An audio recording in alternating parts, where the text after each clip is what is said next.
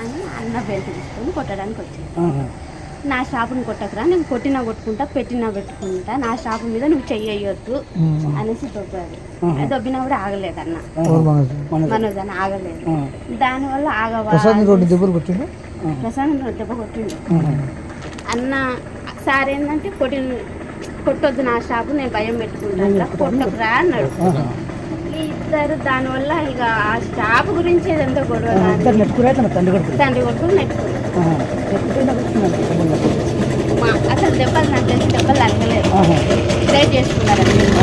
దెబ్బలు తల్లి అంత ఇది ఏం పాత ఉన్నాయి, అది ఇది ఒకటేసారి. అన్నదమ్ములకు మంచి వద్దలు ఉన్నాయి.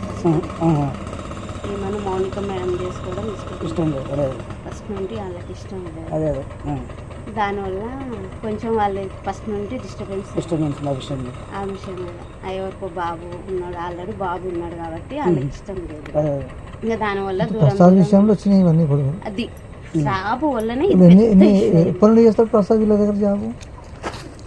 ప్రసాద్ జాబ్ వాడు 6 సంవత్సరాలు 4 సంవత్సరాలు ఇక్కడ హైదరాబాద్ హైదరాబాద్ కాదు, పనిచేస్తాడు సార్ దగ్గర. ఇంట్లో ఎవరెవరు ఉన్నారు?